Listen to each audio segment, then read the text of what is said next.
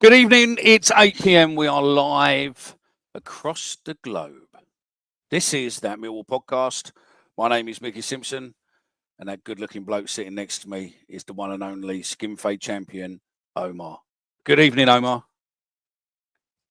Good-looking bloke. I love it. Hello, everyone. Good morning to the chat. Good evening to the chat. Hello, everyone. Yeah. Good morning, good evening. Hello. Make sure you press like. 8 of you have done so far. Well done. Let's see if we can get that keep going and going and going. Good evening, the world of Twitter. Good evening, the world of YouTube. And if it's your first time watching, then please do make sure to subscribe. Are you all good, Omar? I'm not too shabby, mate. Looking forward to the weekends. Me and Frankie obviously talked yesterday at length about the defeat at Plymouth. I think it's kind of a distant memory now. I'm done with it, mate. We'll move on. That's done. 100. And we'll look ahead to Saturday and obviously a big cup tie news as well this week, mate. I think I'm excited for that. Yeah. Roll on first. I think the thing is to look at it is a bad day at the office. It's a typical Millwall. It's a typical Millwall result when things are going okay and we get too far ahead of ourselves. And it's what it is, isn't it? You know, I don't think we can really worry about it. And everyone losing their shit across social media, you know, is quite comical, to be fair. So, yeah, it is. Happy Valentine's Day to everyone as well, by the way. Yeah, happy Valentine's Day to everyone. Yeah. Well, actually, we're rather doing on Saturday night. Let's see how many people are actually out tonight. They're missing, and how many people can actually watch the podcast with us. Saturday night. You know, it's Friday night, yeah. But yeah. Looks like Omar forgot the flowers and is in the doghouse. Yeah, mate. Yeah, that's it. Something like that, anyway. It is what it is. Right then, we are going to kick on.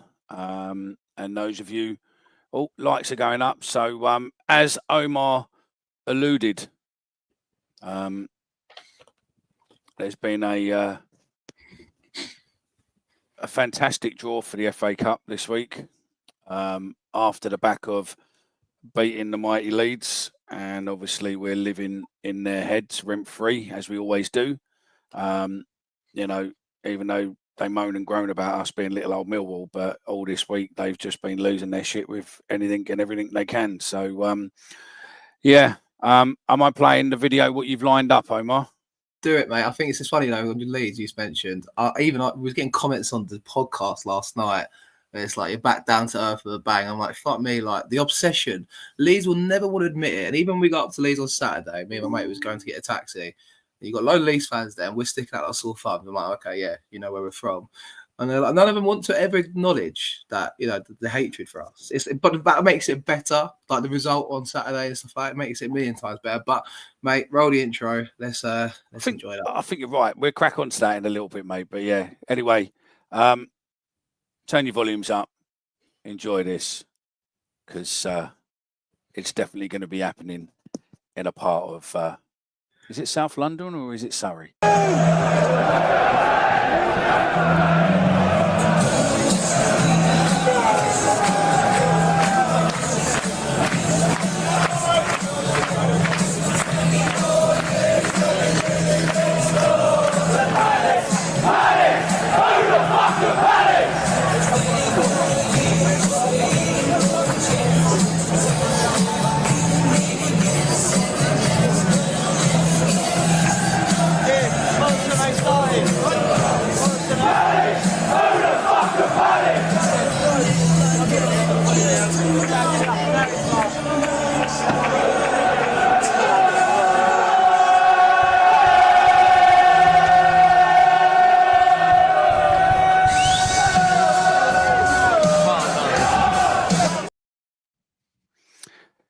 Yeah, who the fuck are Palace? And I think they're another one like Leeds who fucking never want to admit into it. And then all of a sudden, we are like the biggest rivals to them. I think what we need to understand, well, we don't need to understand it, we know it. But I think every other football club out there, their guilty guilty pleasure team is us. And, if they just come out and go, oh yeah, that's yeah, we like Millwall with this and that, then great. But we are probably one of the only set of fans who only support one team, and that's Millwall, and couldn't give a fuck about anyone else until we go to play them. We played Leeds, we beat you in your own backyard quite easily, and we move on. And that's it. And we won't talk about the game midweek because it don't really mean fuck all. And then we'll talk about West Brom tomorrow, and we'll talk about the Palace game in a few weeks, which is probably, the most in-demand tickets since West Ham come to ground, to be fair, considering that there's probably going to be about 4,000 of us going to Selhurst Park. And I think we'll probably take the piss, to be fair. I hope so, mate. I hope so. I think the rumour going around is just under 4,000, isn't it? And yeah. I think that same rumour said 12:15 kick-off Saturday and then the allocation. So it's 12:15 on a Saturday, being confirmed this morning on BBC One. I'd love it if that's the allocation we get. And I think it's just got potential for a good day out. Do you know what? I think it was interesting seeing some of the reaction online on Monday night when the draw happened. Seeing people like disappointed. Like, listen, like I wanted City away, United away, Newcastle away.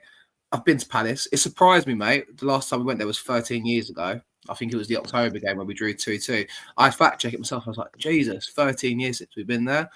And I just remember when we went there in 2010, when it was a few years when we was in League One, then got promoted and we won 1-0. Like, it was a day out. Like, and I know it's not quite the big day out where 6,000 of us descended on Manchester or Newcastle, but it's the second best thing. You know what I mean? Like, I think we had them in the FA Cup a couple of years ago. The club bottled playing that song, Alice, before the game, which was disappointing at the time, I felt like, but I'm sure they got their reasons for it. But like, I think, like Palace away in the FA Cup, the story of SA being there, he's probably going to play because he's not cup tied, is he? He played the other night. He came on against Doncaster for them. He probably will play. He probably will score. Let's be honest. I can see it happening, to be honest. But I think it's not a bad alternative. And talk about rivals if you want to. Obviously, there's only one big rival for us, and that's them lot in East London. But so who are your three? I mean, I can't remember what you said on for you, but my three rivals would be West Ham, Leeds, and probably Spurs. I'd have. Do you know what? I would have Palace in the top three. I'd have West Ham first. I think growing up, Palace was the team we played a lot at the time. I'm thinking I remember Harris scoring down Boxing Day when we wore the green and white rhyming kit and stuff like that. For me, I think Palace is a rival of ours. Geographically, we're closer. I wouldn't put Charlton in the top three. I would probably put Leeds into it for modern day, to be honest. I think, but you could throw Tottenham in there, of course you can, and also that FA Cup game. I think the only reason I put Tottenham and Leeds in there is because it is a proper fucking turnout. Do you know what I mean? It's a proper good, it's hostile. When you go there, it's hostile. I mean, look at Spurs. We haven't played Spurs in years, and then we went there on the FA Cup, and it was proper hostile. Yeah, true. Yeah, I think Charlton obviously is a more modern rival, but you look at Charlton. I have no care for Charlton whatsoever. It's just pointless to me when you play them. There's no needle to it. It feels like the local rival you go to. Like, we've got that weird thing with Charlton, haven't we, where we play at home on a Saturday, they play away. We never play at home at the same time. It doesn't feel like it's like a rivalry with Charlton. It's weird. I can't describe it.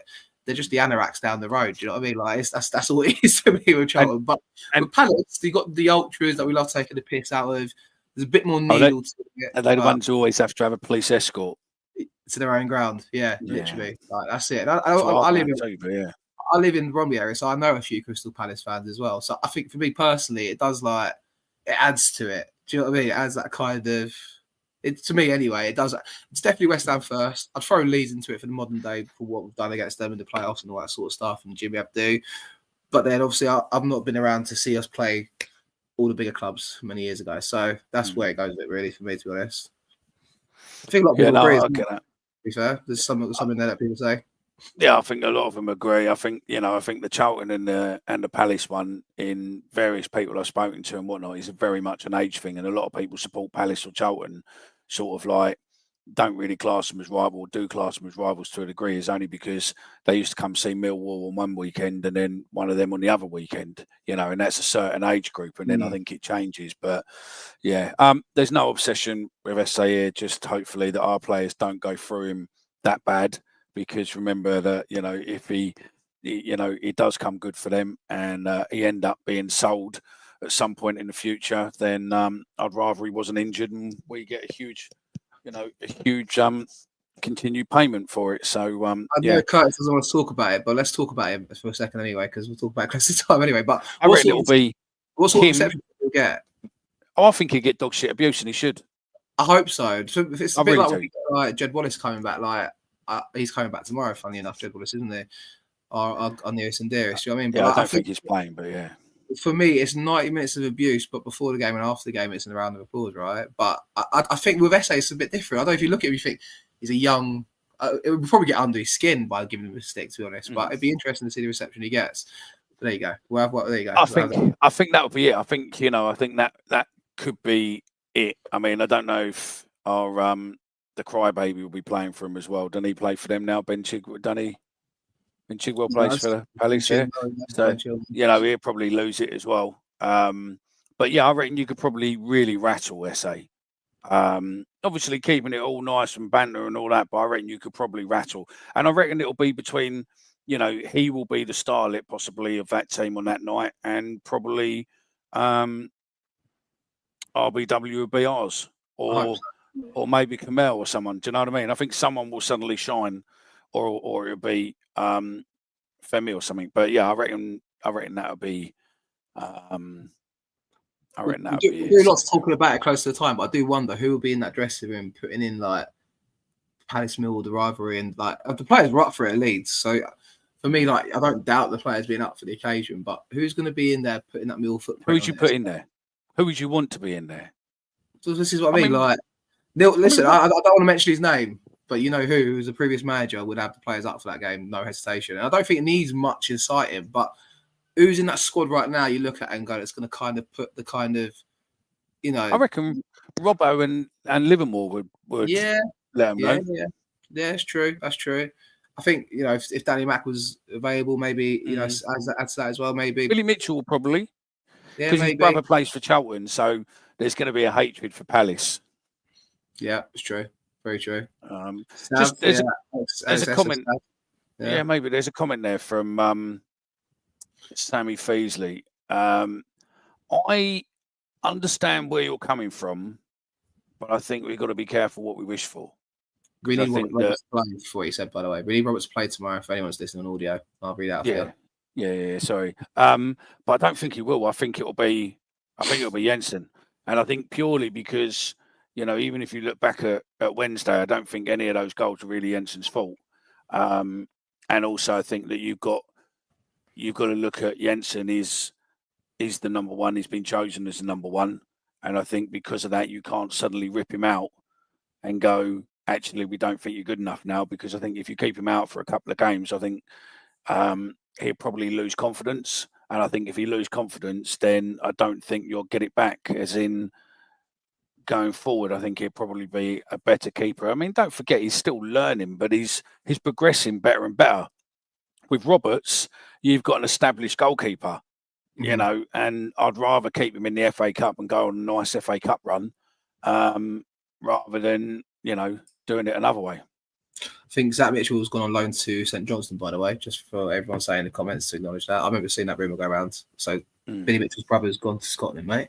No, I agree with you. I think, it's I think with Jensen, me and Frankie touched on it yesterday in the show we done on YouTube and obviously on audio this morning.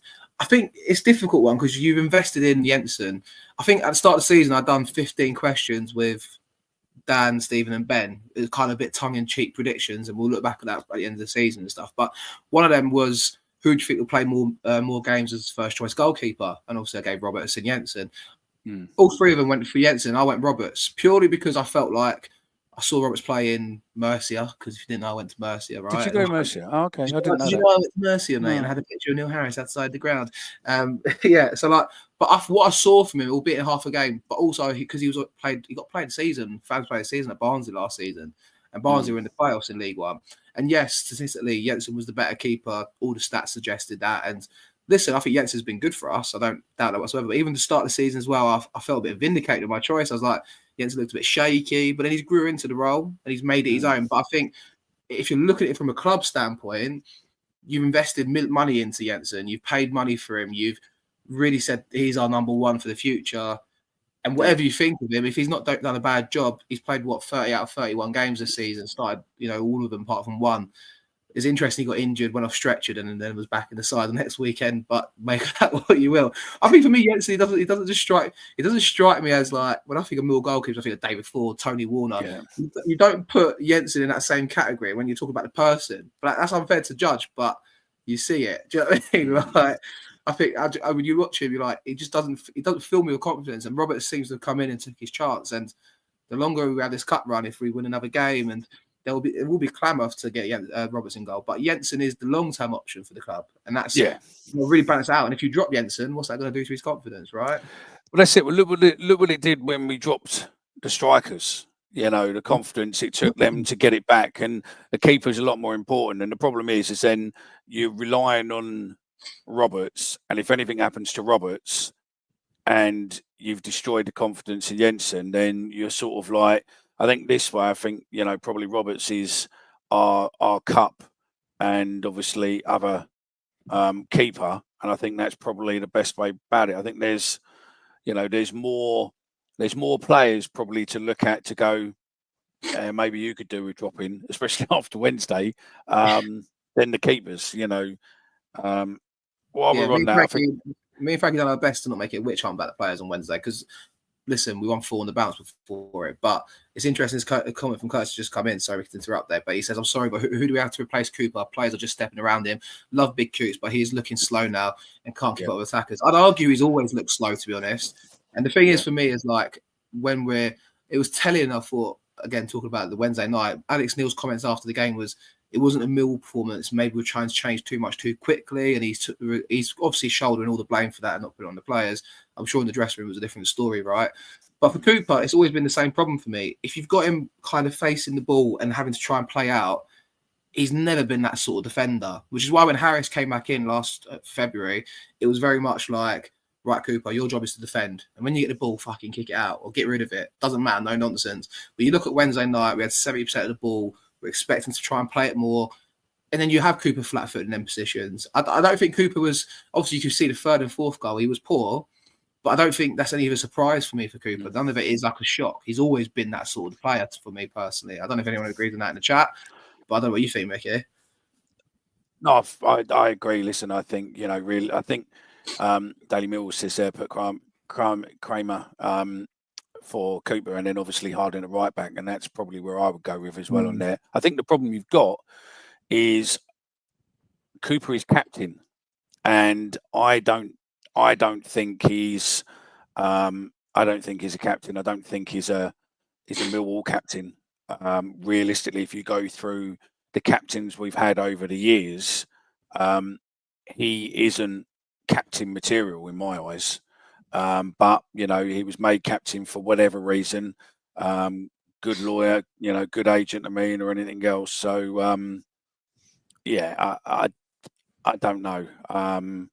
I think, personally, I think probably in the current team, someone who I would say just oozes captain material would be Tango.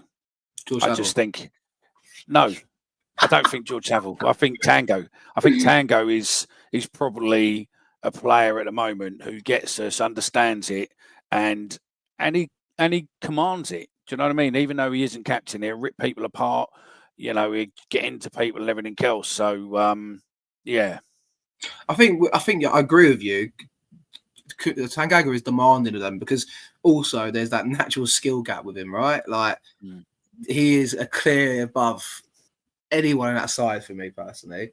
He's just levels above. And he was actually poor Wednesday, I thought, for his standards, by the way, for what it's worth. He's not exempt from criticism, Tanganga. The trouble is, it feels like Tanganga is not going to be here forever. Do you know what I mean? It feels like, realistically speaking, if we finish where we are now on the table, come the summer, he's got a year left on his deal, I believe, if I'm not mistaken.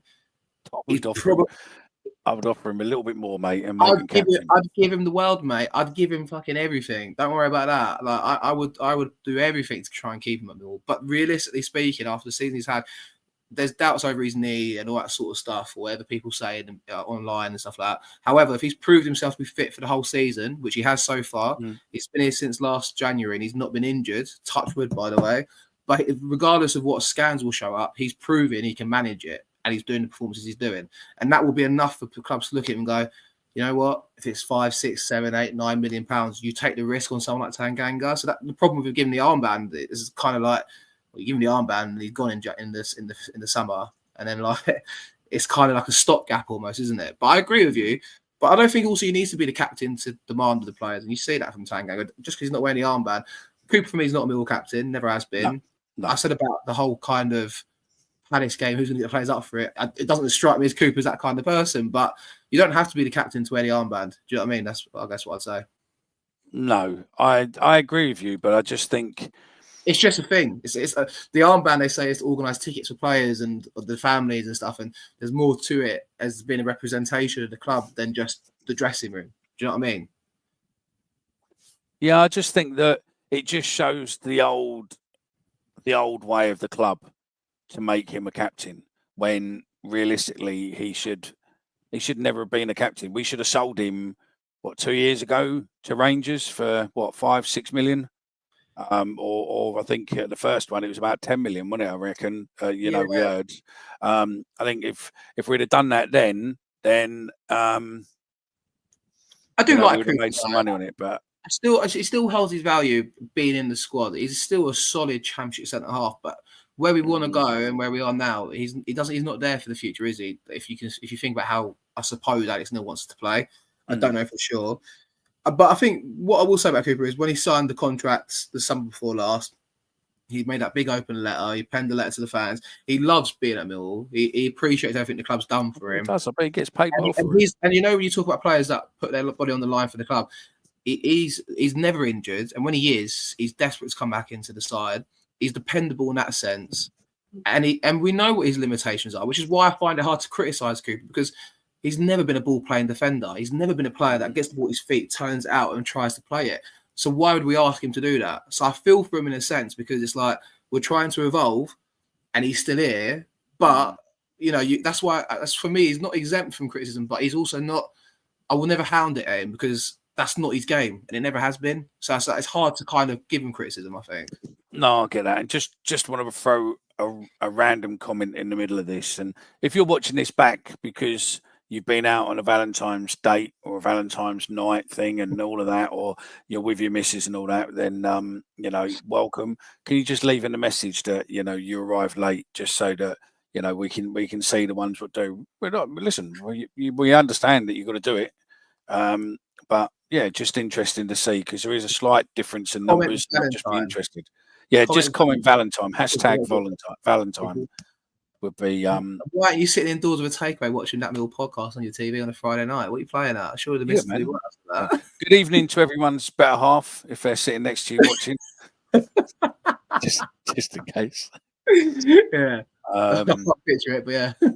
I tell you, Curtis is coming in with loads of comments. Curtis is like the man who's we do Valentine's messages if you want. Kevin Millwall Brook is in Canada. I don't know. Nice. Do you not have Valentine's Day out there? I don't know because Mother's Day over here is different everywhere else in the world. You know what I mean? Like ours is on the 30th of March. Well, right? Nice to get new comments and new people in there. But they're probably earlier, right? So, Canada is probably 3 o'clock, 2 o'clock there. No, yeah. What, in Canada? I don't know. I'll tell you in a minute. Kevin, what's the time over there, mate? Fish Mittens TV. No one can question Cooper's commitment, a real 100% player. He is, 100%. But he's not a captain.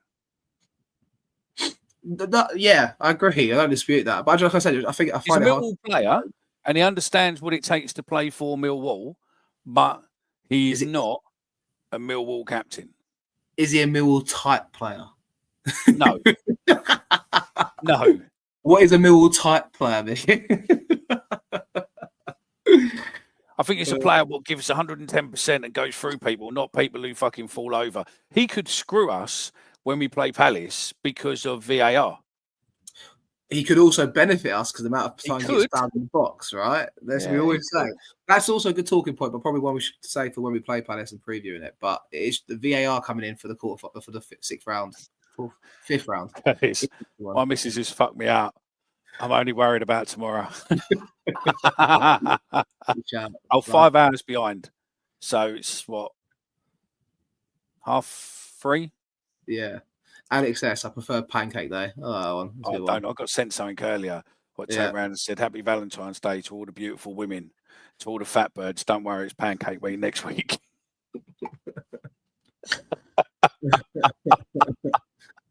Yeah. Peter says, "I took the missus out for romantic McDonald's earlier." Kevin said, "Yeah, first ever VAR riots. If they try to fuck us with dodgy." You see that could well be it. Is there Simon? Go on. No, we scored in the 90th minute, mate, and then VAR disallows it. Yeah, no, that's it.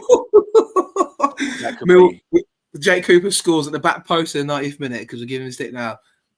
Bedlam, fans on the pitch, all happening, and then the referee pulls up the VAR. Mate, I can see it. You know what? We're going to be the first game, aren't we? We're going to be the first game which is going to have semi-automated VAR. Is it semi-automated? What do you mean? Is that what it is? As in, we're basically having the automated offside. So literally, we're going to be the first game, I believe, is bringing in the new AI-controlled offside rules. See, I knew they were doing it for this game, but I didn't know. I saw the statement today, but I figured it was just confirming they're doing it for that game. But if that's what it said, then that's interesting. I have to catch up on that. But yeah, I can already see it now. The stars, mate. It's it'd be interesting. Have you noticed how Simon Jordan switched now? All of a sudden, he's fucking anti-Millwall now, and it's like fucking. He's done something for Romain Essay as well. I think when we signed him or something, like it's a small club. Or something when Harris left as well. He loves it. But yeah, I just got the statement from the FA actually, mate. It says the fifth round will also utilise semi-automated offside technology in all 7 matches taking place at Premier League stadiums, which is the first time we use it in live competitive matches in English football. The new technology will be introduced in the Emirates in the fifth round in collaboration with the Premier League and Professional Game Match Officials Limited, PGMOL. Semi-offside technology will provide more efficient placement of the virtual offside line based on optical player tracking and produce virtual graphics to ensure an enhanced in-stadium and broadcast experience for all supporters. The operation of semi-automated offside technology does not change the accuracy of the decision-making, but enhances the speed and efficiency. We'll wait to see on that one, won't we? Yeah, no, definitely. Stuart, good evening, Stuart. My pal Stuart is in LA and it's midday there. So you know what you need now is Tony to come on and tell you that actually it's 8:30 in the morning on Saturday. So, you know, I mean, I don't know how that works, whether or not he watches it Saturday. Our game is Saturday night or whether or not it's the early doors of the early doors. So, yeah, Cooper's left-footed. What's that? What we need is a left-footed centre-back. So when Tango leaves in the summer, Kramer can come can go right. It does feel inevitable, doesn't it? Yeah, I don't feel. Well, you know, we'll see. We'll see. Goal line. We got goal line technology being used in. Yeah, but goal line technology is already at Millwall. We got Hawkeye at Millwall. So yeah, we got that there. So yeah, I'm not really fussed. So yeah, Cooper can't play in an Alex Neil team beyond this season. Totally agree. I think there's a few players that, you know, starting to show that they don't have it. I'd probably say Saville's one of them. I'd say Honeyman's probably one of them. I'd say Cooper's one of them. I think Cooper, he's probably 1 year left on his deal because he signed the deal the summer before last. So that's 1 season, 2 seasons. We wouldn't have given a 4-year deal, I don't think. So it's probably next season his last year of his deal. So look, I wouldn't want to sell him. I mean, well, if we got a good offer, I would sell him. But then again, it's like, you know, likelihood is someone going to pay north of a couple $1 million for him? Probably not. No, probably just keep him for another season to be a squad option, wouldn't you? If you can replace him. So Alex S has summed it up nicely. So now it's Millwall versus Palace versus refs versus VAR versus AI. They really do want to fuck us. You missed one more there versus the old Bill, probably as well. Oh yeah, and bring up. Yeah, we're definitely be kettled, mate. Trust me. Oh, unbelievable! It'll be good. And yeah, make sure if the old Bill are being wankers, then get some footage of it, but obviously don't get the footage to share online so you don't drop anyone else in the shit. But I will use it on an upcoming show with the Football Lawyer, because we're planning on a couple more, and it'll probably be good ones to sit there and do. So I think we've chatted for half hour about absolute bollocks, really. We play West Brom tomorrow. West Brom have only won one of their past 12 visits to Millwall in the Football League. They've drawn 3, they've lost 8. With that coming in February 2020, where we beat them 2-0. Where they beat us 2-0. Millwall looking to win successive home games for only the second time this season after a run of 3 victories between October and November. West Brom are winless on the road in the Championship in their past 8 games. They've drawn 4, they've lost 4, and could lose 3 successive games for the first time since January 2024. West Brom's Adam Armstrong has been involved in 7 goals in his 10 previous league games against Millwall. 4 goals, 3 assists, 4 of which have come at the Den. 3 goals, 1 assist. I can tell you with that. Oh, guys, one more. Sorry, go on. No, I was just going to say, Millwall are unbeaten in each of their past 7 league games against West Brom. We've won 2, we've drawn 5, with each of their last 4 meetings ending level. Now, if you go with omens, it means it's likely that we lose tomorrow, because I say statistically it always has to end. For unbeaten at 7, probably it means the 8th time of asking West Brom win a game, right? But with the Adam Armstrong one, I actually remember one game. I don't know if people remember this. It was when we first relegated to League One. We won away at Shrewsbury the first game of the season. Gregory scored a penalty. I think Morrison scored that day too, maybe. Maybe it was 1-0 or 2-1. And then we came back to the Den and we lost 4-0 against Coventry. Managed by, I think, Tony Mowbray, maybe. I can't remember. Or maybe it was Mark Robbins. I can't remember who was the manager at the time, actually. But Armstrong scored 2 outrageous goals. Chipped 4D for one of them. I think he scored a penalty as well. He gave us a run around, basically. We won the first game, thinking, this is League One. We've sussed it. We'll go back up this year. And then came straight back down to earth for 4-0 defeat. I don't know if people remember that game. But, yeah, Coventry just battered us off the park that day. Armstrong's always been dangerous against us. He obviously got left out. He got transferred from Southampton in January. Links back up with Tony Mowbray. It's going to be difficult, mate. But we've got a chance to bounce back, haven't we, after the other night? Well, Tony Mowbray versus Alex Neil. Here we go. They've played 9 times against each other. Yeah. Tony Mowbray's won once, drawn once, and lost 7 times to Alex Neil. Interesting. I found when we're doing these stats, I think there's another stat about Kenilworth Road of Alex Neil or something. Alex Neil's got a good record on a lot of championship grounds, and championship teams and championship managers. It goes under the radar a bit, I think, a little bit there. I think that even this season, like since the turn of the year, they've not been too impressive in the league. I think their form suggests that, albeit they're 6th place in the table, they're below us in the form table. For the last 10 games, they've picked up 12 points, and we've also picked up 12 points. You can see the same amount of goals as us, but they scored 5 goals more. But the last 5 games, we're 7th place in the form table. 5 games, 10 points picked up, and they are 13th in the form table with 6 points picked up. So yeah, I mean, look, I think it'll be a real kind of a tactical game almost. It feels like tomorrow. I don't know. I think it'll be a game of chess, won't it? I think so. No one's Mowbray. Or Alex Neil even hasn't.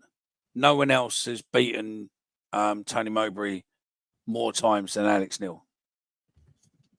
There you go. He's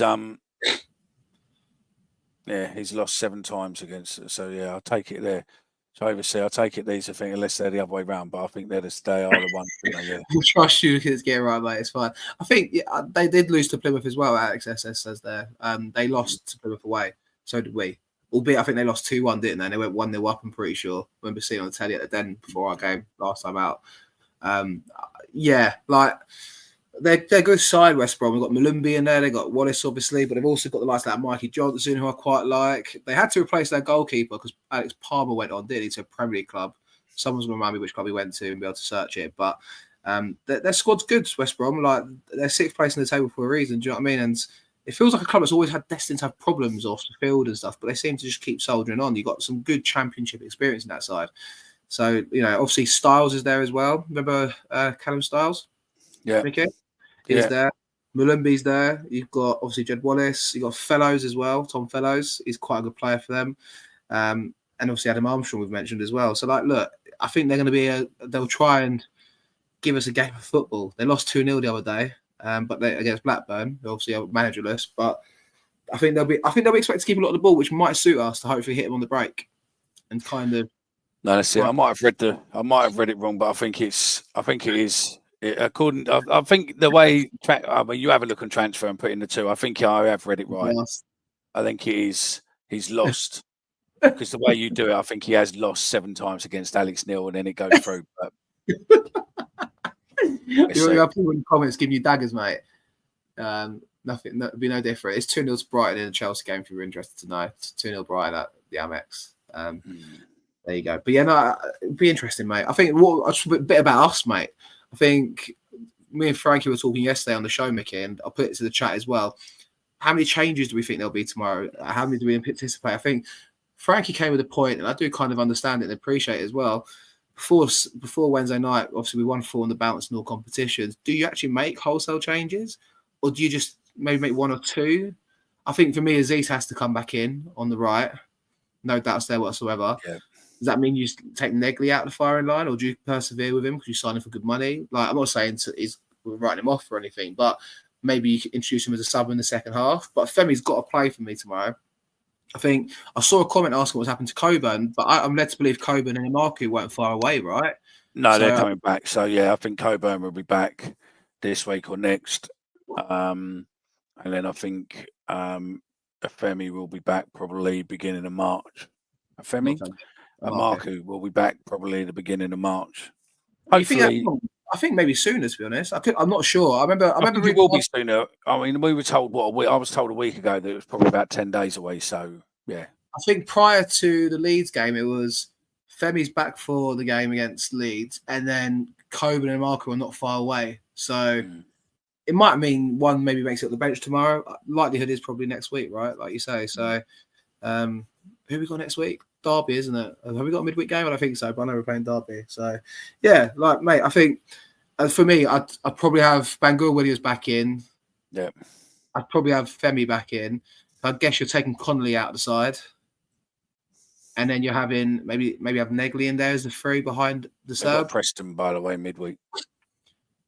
Oh, yeah, of course we do. I'd also throw in Billy Mitchell back into the side. Now, here we go. Yeah. Let's go Billy Mitchell. And let's throw some can of worms into the chat. Let's call the domestics. I'm sure people will come at me for this. But I think I'd bring in Billy Mitchell alongside Denor. So then I'm going against the whole thing of not making many changes, giving the players a chance to bounce back and all this sort of stuff. But I thought we were a better footballing team with Denor and Billy Mitchell on the side at Leeds. I felt like at times, like, you could see what we're trying to, like, with Mitchell, we turned the ball over quicker. Yeah. I don't know if the chat agrees with me or not here, but when Saville's in the side, Saville's more of a competitor and a bit of a battler in the middle. But then to the comments that Neil made after the game, we need to be battered in games, and it wasn't a Mill performance, as he says. But for me, I think Mitchell really helps recycle the ball quicker with the North, and I think we had more control of the ball. I don't know. So I'm just putting that one out into the abyss and see what people think of that one. But would you bring Billy Mitchell back in? Yes. I think Billy Mitchell offers slightly more than probably Saville at the minute. I think Saville's just knackered. I think he just gets... Go on. I think I know what you're going to say you think he gets targeted a lot, and I think he does, but I think he just does, mate. Big time Mitchell. I think... I don't know where it's come from either, like, and I hate it. He's like, it's called sideways Bill and backwards Bill, and even my mates give him stick for it and stuff like that as well. But then I don't think doing that is necessarily a bad thing. You watch him play, like, his job is to recycle the possession. And if we're going to be a more footballing sort of side that tries to look after the ball, and yeah, because mate, this is where we're going now. It's evolution, not revolution, mate. You know what I mean? Or whatever I keep saying, but I think we're becoming that side where we want to have more of the ball, recycle possession, build our chances. You want someone like Billy Mitchell in there. He's a bit of a water carrier, I think they describe it as. Like, it will help recycle the ball, and then you get someone like Denor on the ball to try and make a bit more of that incisive pass. I just think the two of them struck up a really good partnership last Saturday. And obviously towards the end of last season, we saw that a bit as well, didn't we? Because I think Denor scored that goal at Swansea away last game of the season, and it was him and Mitchell in the middle, I'm pretty sure. I just think it gets hard done by Billy Mitchell, and I don't really understand it. And if anyone has the kind of negative thought against Mitchell, what is it? What is it that really bothers you about him? Is it just the passing? Is it? I think he's obviously come through the academy. He's played 150 games for us, I'm pretty sure, and he's never looked out of place. Billy Mitchell, I don't think he's not a standout, but I don't get the criticism he gets really. No, I don't either. I think he's loyal to us. Is good. Is he going to sit there and bag you, 5-10 goals a season? Probably not. But he is solid in what he does.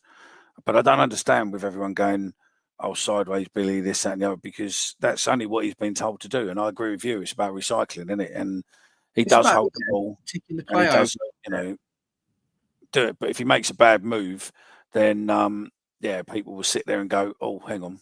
I think because also like they say about one of your own and protecting one of your own, and there's certain players though, whenever they're one of your own, that you find them more kind of accepted to criticism. They're more. There's no exemption to it. You'd think like about knowing football, when they say one of your own, like they can't do any wrong. Instead, it is very much when it's one of your own, it's like they're fucking shit. Danny Matt gets it as well, doesn't he? Like sometimes from the crowd and stuff like that. And listen, like everyone's entitled to their opinion completely. And I'm not saying mine's right and yours is wrong, but I don't understand where it comes from with Mitchell because I don't see it. And then this is the thing, when I say this, people think I think he's a well-beer. I'm not saying that either, but he's a young player that's been a part of the academy, come through, played 150 games for us. Not many games where I think he's been very shit. Against Cardiff, he fucked up for that goal. But then again, I think why criticise him? You could criticise a lot of the other players in that build-up to that goal as well afterwards. No, that's it. Typical Sky Blue. I don't know which one it is, so I won't call him out the name just in case it's the other one or the other one. But yeah, he says, so Millwall need at least 4 points from the next 2 games to stay in the playoff hunt or 2 wins at least. Yeah, take it a game at a time, mate. I hate the whole. Some of the chats were in on Wednesday night and reading it on social media. The playoffs is over now. The playoffs was never on. It's not on. No, that's it. No. It's just take it a game at a time. And if we somehow get there 5 games to go, fucking brilliant. Do you know what I mean? Like, There's still plenty of time if you're going to start aspirations. To me, though, it's like, look, you just take it 1 game at a time. And if we turn up and perform well, the likelihood is we'll hopefully win the game. And that's the most important thing, I think. But it's easy to get carried away, and I totally get it. Like, even I was on Wednesday night thinking we should win there. And I was disappointed we didn't win. But we're sitting here on 40 points now with, 6 points off West Brom? So if we win, it might be 7. But if we win, we claw them back in because they're 6th place. I think tomorrow is a huge game if you want to have that aspiration of playoffs. But it's just about taking points off teams in and around you, and it's a good opportunity to do that tomorrow. Do you know what I mean? We're on 40 points, and West Brom are on 47. There you go. So if we win, we're 4 points behind them, right? Obviously, there's teams in amongst it mainly, but we're on 40 points. Likelihood is you need 50 to stay safe. Yeah. So you need 3 more wins and a draw. In what? How many games left, mate? 15? Yeah, 15 games. Yeah. Yeah. But to be fair, with us beating Leeds, to be honest, mate, the players were probably fucked. So, having all that journey back and then all that journey back down to the other end of the country, same sort of miles, but to the left, I think it was probably debatable, realistically, that it was. You can also say, though, we had an extra day to prepare for it because they played on the Sunday against Liverpool. We played the Saturday. I appreciate the argument. I get where you're coming from. But they played at home both games. They did, but I'm saying we travelled back, and on the Sunday when they were playing, we was at home with our feet up. I get it, and then we have to travel. Probably, because if we were playing Wednesday, I imagine he gave the players off on the Sunday. But I'd argue, and this is why I was disappointed, because I think on that coach back on Saturday, the players must be fucking buzzing. I was buzzing. I mean, I'm buzzing most times we win, don't get me wrong. But when you go to Leeds and you win like that, I'm like, here we go. Like, we put a statement down here. Like, because I know they made changes, but we made 5 changes ourselves. Do you know what I mean? Like, and we went there and competed with Leeds and put performance on where, like, I didn't feel threatened. Okay, Roberts made a few saves and they had the penalty chance, but it wasn't a bombardment, and not many teams do that at Ellen Roads, regardless of how many changes they made. So they must have been buzzing, and I can only imagine they were buzzing to go in on Monday, travel down. And I think, you know what, we were shit Wednesday night. We're talking about the game now, but the thing for me was, like, in 9 minutes, you're 2-0 down. An own goal, a fucking shocking own goal, and then you give a penalty away. You give yourself an uphill task. Even then, the rest of the half, we was knocking on the door. Didn't create much, but it was weird. It's like we just gave him a 2-goal head start, and then you're giving yourself a thankless task, aren't you? But fair play to him, though, by the way. I mean, to be fair, I watched it back and I watched highlights and stuff, and it was it definitely wasn't worth watching back at all. I was out with work and whatnot, and we ended up, we were in a pub watching the Everton Liverpool game, which was quite comical because we're in Manchester, and obviously you've got a lot of Liverpool stroke Manchester people cheering for one and then a load cheering for the other. So when each goal was going in, different half of the pubs were cheering. So and when it went in the 90-odd minute, mate, Christ, there was carnage. But no, it was good. By then I couldn't care less. I drank way too much Guinness, and it was enjoyable watching people cry. Was you mad for it, mate? Mad for it. Proper mad for it. Manchester. And then I picked up my phone, and I was with my boss, who's a Millwall fan. I picked up my phone, and I've just gone. I saw it at 2-0, and I was like, oh, fucking hell. And I said to him, fucking 2-0 down, like within 10 minutes. And he went, oh, fucking hell. And then we started talking, and football was on, and we started watching this and all that, and chatting and all that. And then literally the Everton game ended, and I just looked at my phone, and the group chat was just fucking on fire. There was like about 1,000,001 missed messages. And then I just literally went, oh shit, look, and turned the phone, and it was like 5-1, and he went, oh fuck. So it was like, we didn't really miss anything. So it was like, do we go look to see if there's anywhere playing it, or do we just find a pub where we can sit in it and just drink plenty of the... It was a sense of disbelief, but at the same time, not disbelief. Wednesday, I can't describe it. Thankfully, I didn't go. I mean, I sat there Tuesday morning. I was like, I want to buy a ticket and go, and just drive down, take half day from work. You know what I'm like? So I'll just do it. And I was like, nah, let me not do that. Just save the petrol money and stuff like that. And then, fuck me, like when I was watching it out here, and I was like thinking, I wasn't shocked. Like it's weird, like. With Mill, you're never far away from a result like that. Do you know what I mean? Like it was. I was in disbelief, but I wasn't shocked. Is how I sum it up, which does contradict myself. But did you in the show you did with Frankie yesterday, which obviously on the channel with you look for the name. It's not what you'd search for normally, but you'll find it.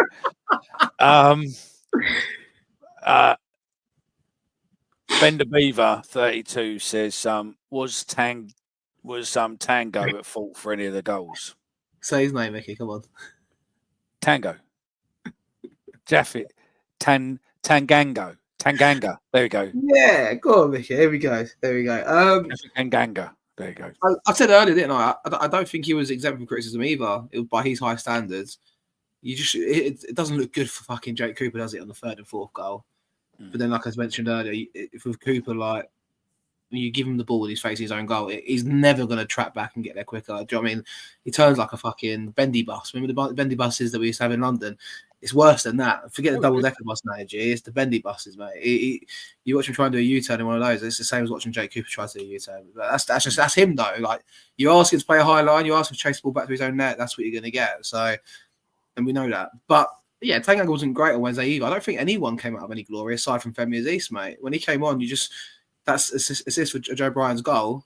Aziz just like, I'm shocked by Aziz, to be honest. Like, when we signed him, obviously you see all the talk. He scored the 7 or 8 goals for Reading last season, but they always said it was a purple patch. Maybe it's worth talking about him now, but like he seems to have. I've got a Reading pal, so I know a lot about.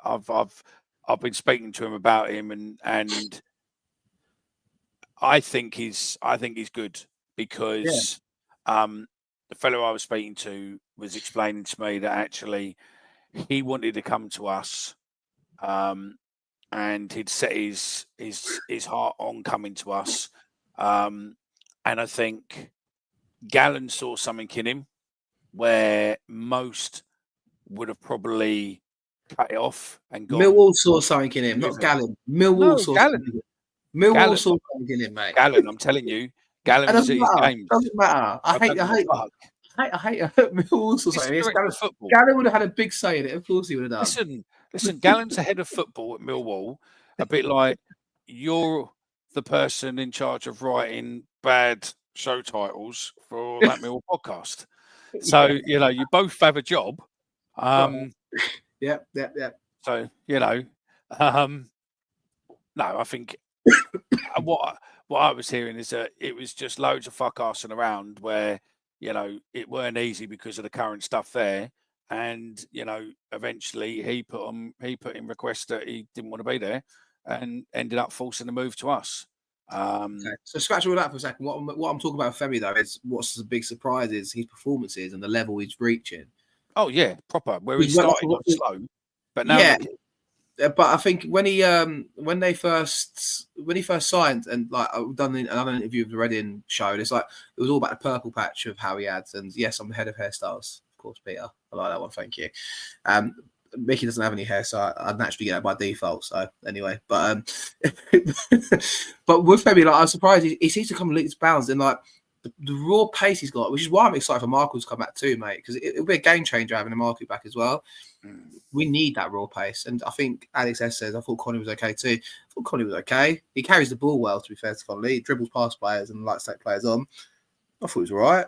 But I like Kundal. I think Kundal was poor Wednesday, but I really like Kundal out of the three of them as well. Kundal, just the new signings. I think I really like it. I'm excited by Kundal. He gets the ball on the turn and tries to take players on. All right, everyone. We're going for my hair. All right, let's do it. That's it, isn't it? I think Femi is good. I think we're probably going to have to nurse him for a bit though, because he's not long back from injury. Then he got another one, was out for a little bit. I think we can't really afford to have him out for any part of long term between now and the end of the season. So I wouldn't be surprised if we're playing him, 40, 50, 60 minutes in a game, or bringing him on to play rather than, making him do 90 minutes. I think we're gonna probably nurse him, because I think we can't afford not to have him. Yeah, I agree. And I think it's the same with players like that where they've got pace. Like Marcus is the same, just they're constantly getting these weird niggling injuries that rules them out for a month or two, really. So you do need to be careful with it and manage it, don't you, big time? So what did you think of Harding at Leeds? I liked him. I thought he'd done all right. Considering he hasn't played for, 5 months? Didn't seem it, did it? Didn't seem like he hadn't been playing for 5 months. He's another one, when you talk about leaders, he talks. He gives it some, you know what I mean? Like, and he does try to organise the defence a lot. I like Crammer. I think Crammer's come in and it was due a bad game. He's not a right back. Do you know what I mean, Crammer? He is by nature, he is a player that, Crammer should be a centre half, quite clearly. But Crammer's been quite assured in performances. I think he gave the ball away for the first goal the other night. But you're going to come across players in the league that are skillful and to take players on. And Crammer found his number the other day. But with Harding, I don't think I'd change it personally. I like Crammer there. I think he's done the job. I don't think he deserves to be dropped, if that's what you're asking me. But yeah, you got Harding in the. I don't think he's dropped, but I would probably move him back into centre and then stick Harding as a right back. I wouldn't be against that. But then also then Cooper. But then you got two right-footed centre halves. So I think I'm personally anyway. I like to always have one right-footed centre half and one left-footed centre half. Me personally, but yeah, I like Crammer though. That's why you're not a football manager. I tell you, talking about football manager, I was a little bit fucking sort of taken back a bit by the social media of Cherno the other day, like, kissing arse with fucking Plymouth. But then I looked at the stats and I didn't realise that he really didn't play that many games in his career. No, he was a flop, wasn't he? He was the once touted, football manager, Chapman, wonder kid. He was like the Freddie Adu who they had later along, if anyone plays football manager. But sometimes you get him wrong. That's how it goes, isn't it? But yeah, Samba, I think he played for Plymouth as well, didn't he? They made it a thing to play 13 games, I think. It wouldn't surprise me with the job he does, mate. It's probably Plymouth trying to tap him up a bit as well for football players. Do you know what I mean? Because he's in Europe, isn't he? So it's playing the game a bit, isn't it? So, yeah. Yeah. It is what it is, I suppose. Don't care. Chris Brown, why are you saying right back? Crammer. No, I think he said Harding left back, didn't he, above? That's why. So he probably means Harding right back. So, asset. I fucking hate that thing. I think that was the worst bit of PR the club ever did, mate, was come out with asset, when I understand what they meant, but it was like the way it was taken and run with certain elements was just fucking hell, mate. Get a grip, you know. We weren't talking about buying a player, playing him for fucking 3 games, and then going off we go. I mean, to be fair, I was listening to radio the other day. Who's that player who got sold from Villa who went to Saudi for ridiculous amounts of money? Duran. Yeah, and he didn't really play a lot. He was sort of like He was in and around there, but Watkins was taking his shirt. But he went for 70 mil to Saudi, didn't he, mate? So if only we could have sold Essie to the Saudis, eh? Yeah, I mean? Yeah, I think. But the asset talk is true. It's real though, because they've used it. But even I'm like, when the Serbs score 2 or 3 and 3, I'm like, I'm scared to start falling in love with this geezer because it's almost like he's a lone player almost. If he scored 15 goals within the end of the season, he won't be here past the summer. Do you know what I mean? And that's the game. I subscribe to it, but it's almost like the whole no loyalty. Yeah, but I'm saying the whole like no loyalty in football talk. It is real because like I get it. You've got to sell these players when the talk is the hype is big about them, but it is almost like don't get too attached to your own players, mate. Because if they start playing well, they won't be here long because they'll be sold on and moved on for money because then we can reinvest it. And I get it, I do, but see, it's just crazy. Like even we're talking about the changes needed at the club, but we're talking about Cooper going, fucking Saville, Honeyman, all of them. And there's arguments for all of them leaving. I'm not against it, but it's like all of them going so quickly. It's like bloody hell, like then it's completely new squads. And there is an element of like you fall in love with certain players at a club because they've been here a while and you resonate with them. Then you could have a point where you've got a team of players that you don't even, they're just a number to you. Do you know what I mean? Almost. It's a fine balance, I find sometimes personally, but I do get it. Yeah, still the Neil Harris fanboy. Fuck it. Yeah. At least you got a good haircut, so yeah, you'll be all right. So, yeah. Sell Cooper to the South. Yeah, sell Cooper to the South. Yeah, hopefully. Let's get your predictions in for tomorrow, then, gents and ladies, if there is any in there tonight. And also, those of you, make sure you press like. If we can hit as many of you watching as there is likes, then I might even give something away. So those of you who are watching who haven't liked, then tap the button now. So get your draws in, get your scores in. What's your predictions for tomorrow? What are you? What team you going with then, Omar? My team tomorrow. Yeah. Lucas in goal. Kramer right back. Tanganga and Cooper with Brian left back. I'd have Billy Mitchell and Denor in the middle. Keep it with the 4-2-3-1. I'm chopping and changing it here, but I'm gonna go Kundal in the 10, Bangor Williams on the right. No, Aziz on the right, Bangor Williams off the left, or kind of they'll be interchanging the 3 of them, and then the Serb up front. That's my team, mate. Not bad. Not a bad team. Not a bad team, mate. It's not a bad team. I'm happy with it. Not bad at all. If you want to put your team in the chat, then do so. But keep going. We're going to start reading through your score predictions in a Mo. So make sure you get them in. And yeah, keep coming. There's some good ones in there. So Daily Millwall 2. Daily Millwall says 1-1. Peter Sullivan says 2-1. I suppose really I'll probably put them up for you. So Alex S says 2-2. Desmond. Wall Line says 2-2. Kevin Millbrook says 3-0 if Roberts is in goal. To Millwall. Ozcan72 says 1-1. Ryan Mepham says 2-1. Bend Over Beaver says 2-0 Millwall. Kenneth Clark, who is probably our oldest listener, says 3-1 Millwall. Chris Brown says 2-2. Paul Ebden says 2-1 Wall. Simon Amber says Jed own goal. Dan Riggs says 1-1 Tango. And Ronnie Heat says 3-1. Good variations of goal there. Give us your one, Mickey. Come on. I'm going to go 2-1. Yeah. Goal scorers? Femi and Serb. Yeah.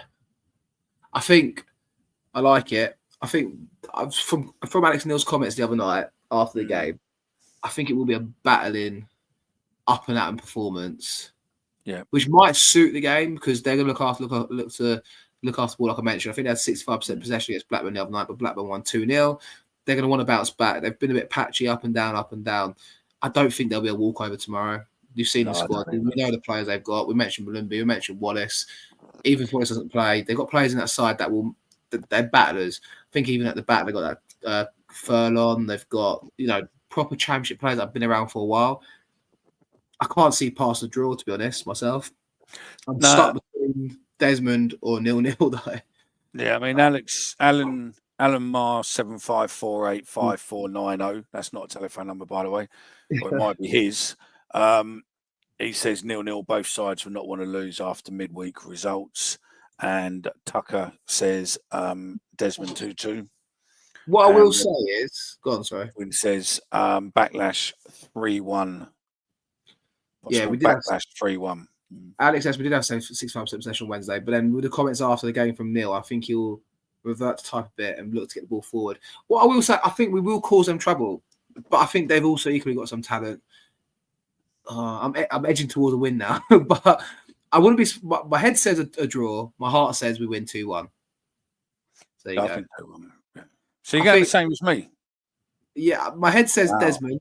I go Desmond. I think there'll be goals in this game. I can see us causing them trouble, especially in the wide areas. If Amaku's back and if Coburn's back on the bench, or if one of the two are, I think it'd be great to bring on the likes of Coburn with 20 minutes to go and really go at them.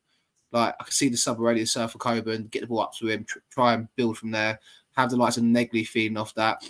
I think that's also Negley's first game at the Den as well. There's elements to it that make it exciting. I don't know how many we've sold for tomorrow. I'm sure someone in the chat will probably know. But I'm not seeing any talk of it being near a sellout. But I suspect it'll be a decent attendance still, maybe 14,000, 15,000. Get the atmosphere building, get them rocking. It is a 12th man for us, and I always say that. So, yeah, go on. 2-1 Millwall. I said it now. Goals from Aziz and Billy Mitchell. Really? Why not? Because just that's worth a bet, that isn't it? I don't think he's. When was the last time he scored his penny? I've hit a few this season. Didn't I hit the 3-1 or something when I predicted all 3 goal scorers against someone? But I've hit a few this season. So, Negley looks class. Yeah. I think their keep Cundall as quiet as Argyle did. I agree with Alex. I think they're going to come at us, remember, as well. And I don't think they'll look to be compact. Tony Mowbray knows what he's doing, come to the Den. But there will be opportunities for the likes of Cundall, Aziz, Negley. You name the talent, they'll get on the ball. And just remember that Mowbray basically said no when we asked if he was interested in coming. He went no, only probably because he knew that it was going to be going there anyway. Up north. He's an up north manager, ain't he? I don't know what pay means, whether or not you mean it's going to be postponed. Yeah. Promotion. I think, look, I don't think playoffs is on the cards, but I think that if they make it happen, then I think, it'll be good. But I think maybe if we get to playoffs, I think maybe we don't really want to go up just yet. I think we need another season or two of bedding these players properly in, creating the mentality, getting that team proper gelling, and then come back, go up. But, if we do it this year, then I'll take it. But listen, we're only going to be in the Prem for a year, mate. Half of us will be banned. Half of us will have, then, once we've all been banned during the first half of the season, the second half of the season will be closed behind closed doors anyway. So, it'll only be one season. I think it'll be 2 because it'll be a shock factor. No, I'm joking. It'll be 1 year. It'll be 1 year. We'll do it justice, and that'll do for me. Let me know in the comments. Steve Chilton's just come in there and said, yeah. With the team that we've got in the way that the rebuilding start, ideally, what would you think is a realistic time that we can make a push towards the Prem? Do you think you want to go playoffs this year, next year, the year after? Because don't forget, Mark Fairbrother said 2030 is the target, but obviously it's always good to beat a target. So I'd probably say that I would probably look at the 2028 season would probably be the right time. I think the two factors there. One, Federer said be Premiership ready. Doesn't mean be Premier League, but it means infrastructure-wise, financial-wise, whatever you want to do with it, the club's in a good position to challenge, right? Doesn't mean it's going to be 2030 Premier League, right? But I'm sure quietly the club are ambitious and want that. I'm a bit boring with this answer and a bit of a pessimist, right? I think for us to compete at the top of the division, in this division, you look at it every year, mate, the budgets and the stuff these clubs have, it's becoming more and more hard for clubs like us to do it as time goes by. I'd love us to do it. We might do 1 year, but all these comments like 18 months Prem push it, IMO from Dan, 2 to 3 years earliest from Steve, playoffs next season from Peter, up as champions season after as well. And look, I think I like the ambition. I'm for the ambition. Of course, we want the ambition, but you compare the championship tables for the last 5 years, league position to financial backing. Yeah, Luton done it last year on penalties, on pennies, right? But how frequently does that happen? That's my point. It doesn't. It doesn't happen. We've changed the whole mechanism. I mean, I think if there's any chance that we could ever do anything, I think with Alex Neil and I think with James Berylson seeming to want to invest, I think that, the next couple of years, we have, I think we could probably make a good push of it. And then maybe James Berylson sells out to, some rich oil-bearing, either Texas or, Saudi Arabian family who just want a plaything, and we'll go out and buy, an old journey player called Neymar and Mbappe, and we get Messi with his Zimmer frame. I hope you're saying too. And this is what but I support Millwall just to see a team that gets me excited to watch on a Saturday. And anything above that, I just do it to get a team to lose because I like going with my mates. Yeah, well, listen, I go football to watch football with my mates, and the team that gets me excited to watch football. What does that mean results wise? I'm used to it. It's a lifetime habit of following Millwall. In my time, it's Championship League One. Financially, we're competing against clubs that have got. It's fucking crazy, mate. It's like the levels to this game. It's just financially, and but all you're hoping for is clubs come down and spend it stupid and they implode, and they do that all the time. So look, it's not impossible. It could happen. You go to a place like Leeds and win. It gives you confidence. It shows we're on the right track. I think here's my prediction. By 2028, we'll be in the playoffs. There's my prediction. Yeah, no, I agree with you. We could do it. You need teams to be shit. Our success is dependent on other teams that have got more money being shit. And if you don't realise that, then 2028 Leeds will be League One. Yeah, all it is like this is it. Like for us to compete and succeed and finish in the top 6, you're relying on teams that have got triple, quadruple the amount of money we got being shit, and that's the facts. So, providing that happens, which normally does, there's a chance. But that's very pessimistic from me. I know it is, but that's the facts. It's true. I think you're right. I think it is right. I mean, listen, the trouble is the way Millwall is and the way that football is, we could suddenly go on an unbeaten run between now and the end of the season and end up fucking finishing in the playoffs or potentially in one of the top 2 positions. It would just be, it would just be that way. We're not ready for it, but it would be just a typical Millwall fucking way. This season's just been mad. We would never have thought we got the players we got in. We would have never thought that Harris would have left. We'd never have thought realistically come the end of last season that Kavanagh and all that lot wouldn't be here. So, realistically, you look at it and you go, fuck me. It's sort of like there's been some massive changes, and it could be just Lady Luck who suddenly shines on us that little bit more and we go, there we go.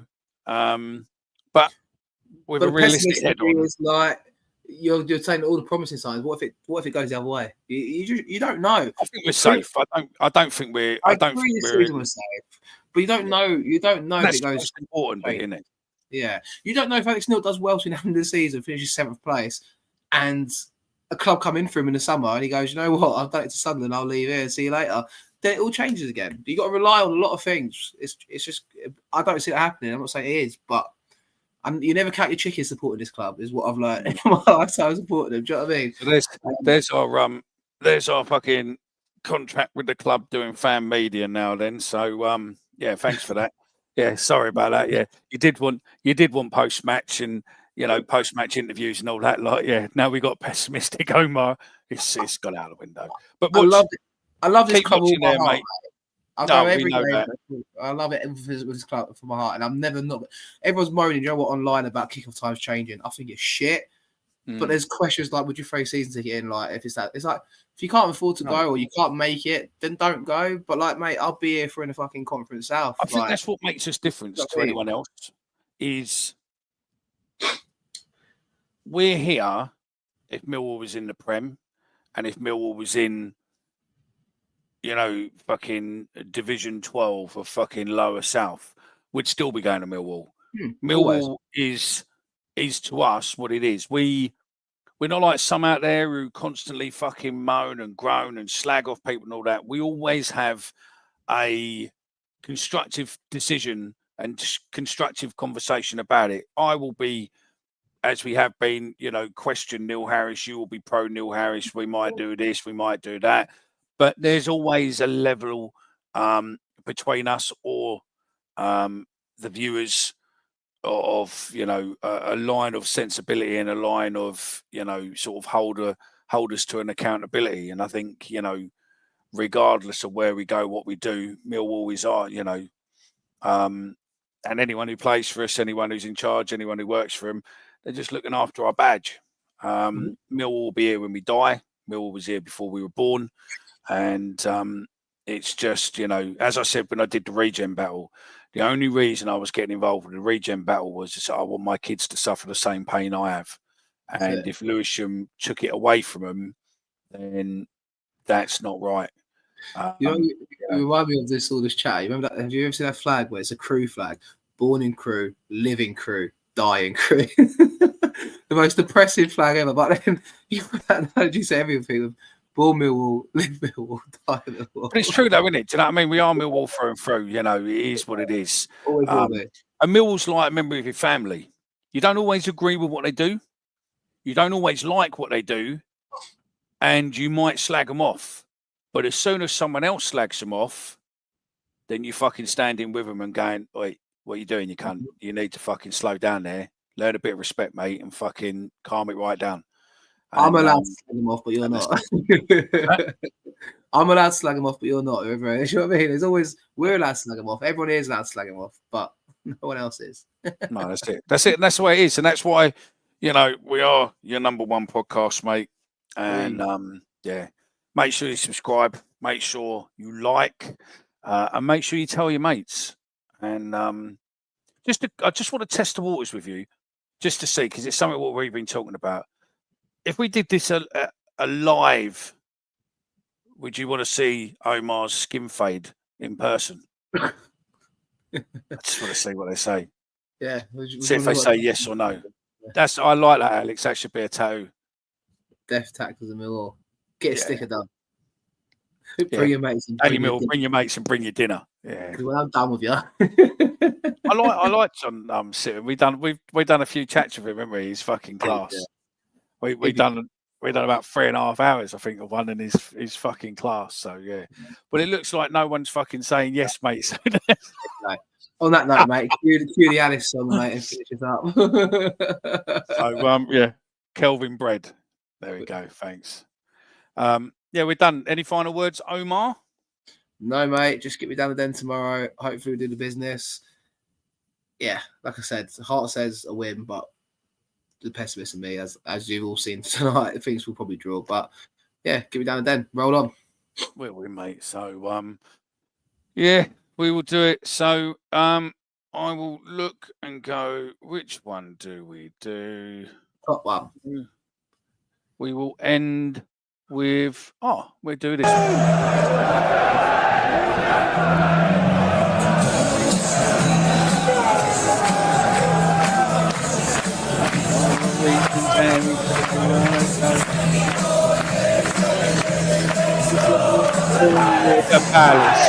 Palace.